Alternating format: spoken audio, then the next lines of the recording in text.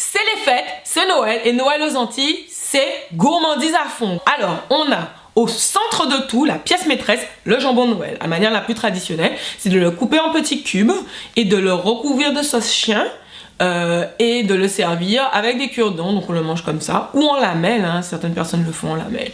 D'autres personnes, par exemple, prennent le jambon entier et le font caraméliser avec des ananas dessus et le mettent au four. C'est excellent, c'est le côté un peu sucré, salé, aigre, doux, c'est vraiment très bon. Donc voilà, dit de manière diverse et variée, il y a des multitudes de recettes, mais il n'en demeure pas moins que le jambon est indispensable. Ensuite, pour Noël, c'est le boudin. Alors, boudin créole, boudin noir, boudin blanc, boudin de crabe, boudin de morue, boudin de langouste, tout type de boudin, boudin aux crevettes. Et puis les pâtés créoles, donc pareil, hein, c'est le même principe, viande, donc bœuf ou chair à saucisse, porc, etc. Pâté de morue, pâté crabe, pâté crevette, pâté langouste, à gogo. Et puis des choses diverses et variées, mais le plat principal c'est le pois d'Angole, pois d'ibois avec du riz blanc et du cochon roussi. Alors pour info, le fait qu'on mange du cochon aux Antilles, c'est une tradition.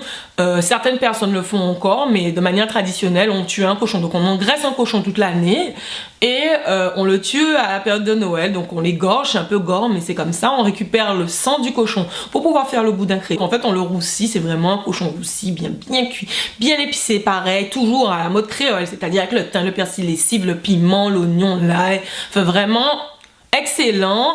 Et puis en ce qui concerne les boissons maintenant, pareil, il y a pas mal de préparation. Alors, la boisson clé de Noël, c'est le schrob. Alors le schrob, c'est des écorces d'orange séchées et macérées dans du rhum blanc avec des épices telles que la vanille, de la cannelle, etc.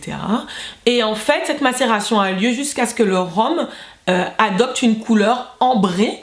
Un autre ingrédient qu'on trouve plus particulièrement à la période de Noël aux Antilles, c'est la groseille. Alors ce n'est pas la groseille telle qu'elle est connue dans le reste du monde.